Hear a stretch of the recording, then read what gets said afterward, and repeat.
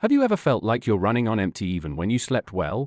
Like you wake up exhausted, go through your day in autopilot, and by evening your emotions feel flat, heavy, gone?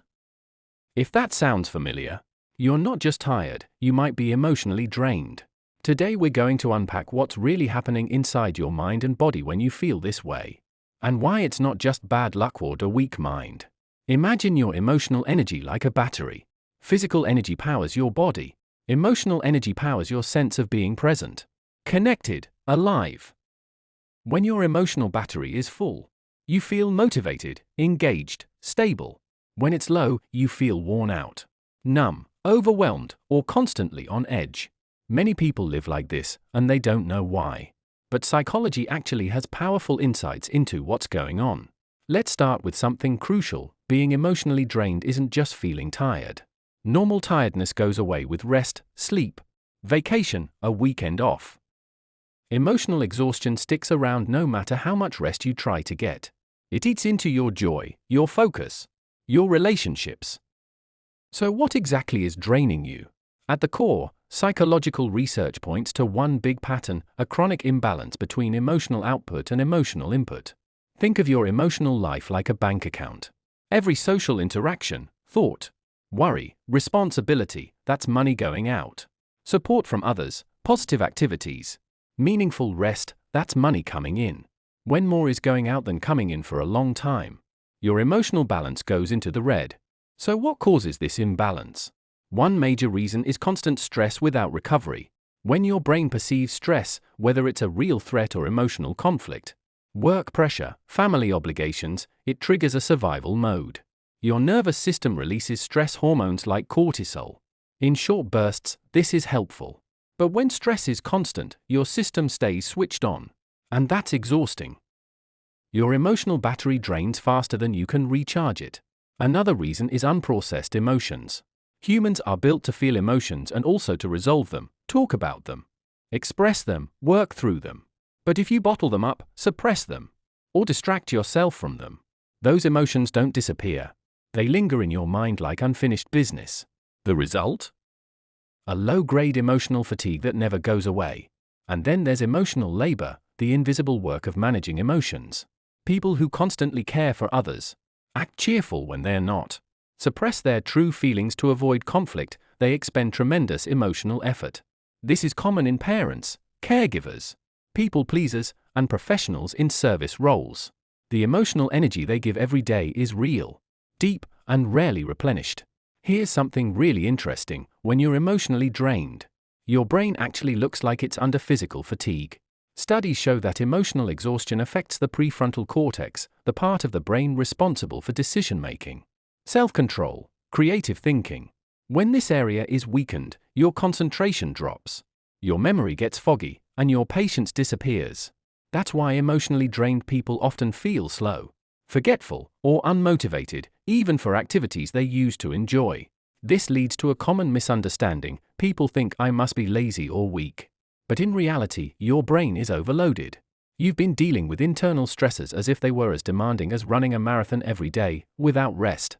Another psychological factor behind chronic emotional fatigue is what researchers call affective empathy overload. Some people are extremely sensitive to others' emotions. They absorb emotional signals around them like sponges. While empathy is a wonderful trait, high sensitivity can drain emotional energy quickly because your emotional system constantly works overtime interpreting, responding to, and managing not just your feelings, but everyone else's. You walk into a room and feel the tension, sadness, joy, chaos, and your nervous system reacts as if those emotions belong to you. You may also be emotionally drained if you're stuck in perfectionism or fear of judgment. When you're constantly evaluating your performance, your behavior, your relationships, always worrying about approval, your emotional system stays tense. Every social situation becomes a test. Every mistake feels catastrophic. This constant internal pressure chips away at your emotional reserves. Now, feeling emotionally drained doesn't always mean something is wrong with you. In fact, it often means your mind works fine, it's just overwhelmed. Your emotional intelligence might be high, your sense of responsibility strong, your empathy deep, but your environment or your coping strategies aren't giving you the support you need to keep up. So how do you know when emotional exhaustion is happening? Here are some telltale signs. You wake up tired even after long sleep. You feel numb or disconnected from people you care about. Small problems feel huge or impossible. You have trouble concentrating or making decisions. You feel irritable, impatient, or emotionally flat. Even activities you once loved feel like chores. If you recognize these patterns in yourself, that's not a failure, that's information. Your psyche is sending you a signal that your emotional budget is out of balance. Now let's talk about what psychology says actually helps, not just quick fixes, but real recharging. First, you need emotional validation, acknowledging how you feel without judgment. People often push feelings aside. I shouldn't feel this. I need to be strong. It's not a big deal. But these thoughts keep your emotions bottled up. Naming your feelings honestly, even just to yourself, starts the healing process. Second, you need emotional boundaries. This means learning to say no without guilt. Emotional drain often comes from giving too much to others, to expectations, to stress. Boundaries help you stop the emotional leakage. Third, you need recovery activities that truly recharge you.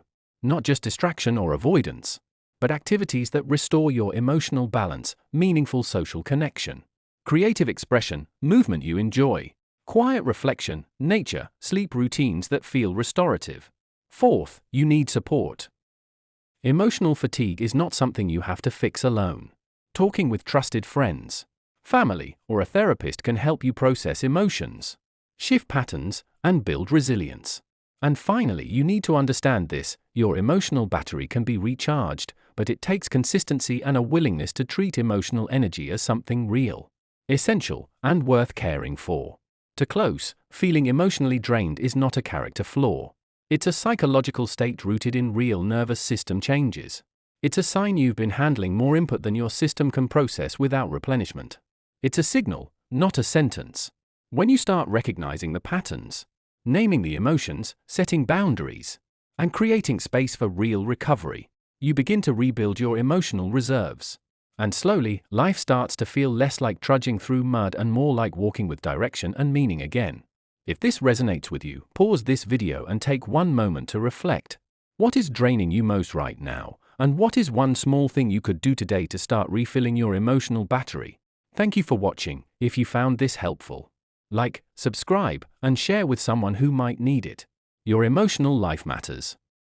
I'll see you in the next video.